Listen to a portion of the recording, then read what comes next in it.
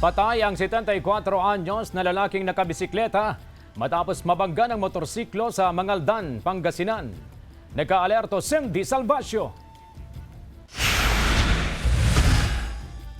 Hindi na nakauwi ng buhay ang 74 anyos na si Tatay Miguel matapos masangkot sa aksidente sa kahabaan ng barangay Banawang, Mangaldan, Pangasinan.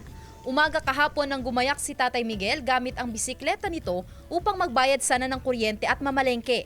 Nasa parehong linya ang bisikleta ni Tatay at isang motorsiklo. Pareho po silang magkasulod na isang daanan. Kaya lang po bilang na-sideswipe po ng ating motorcycle itong pakaliwa na, na bisikleta, which is suffer po na severe traumatic brain injury po.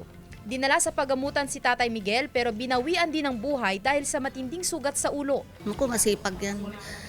Kahit tanong nyo sa ate ko, masipag yan. Araw-araw nagbibisikleta.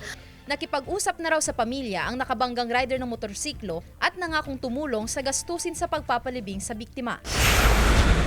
Patay ang 19 anyos na rider ng motorsiklo matapos makasalpukan ang elf truck sa Paway, Ilocos Norte. Sa investigasyon ng pulisya, matulin ang patakbo ng rider at nag-overtake sa kasunod na motorsiklo sa pakurbang bahagi ng kalsada. Pero sakto naman ang pagdating ng kasalubong na truck. Tumilapon ang biktima at nagtamo ng matinding sugat sa iba't ibang bahagi ng katawan. Ayon sa pulisya, walang suot na helmet ang biktima nang mangyari ang aksidente. Sumuko sa pulisya ang driver ng truck at nakipag-usap na sa pamilya ng biktima. Magbibigay umano ng tulong pinansyal ang employer ng truck driver sa naiwang kaanak ng biktima. Kasama si Henry Duminsil, Cindy Salvacio, One North, Central Luzon.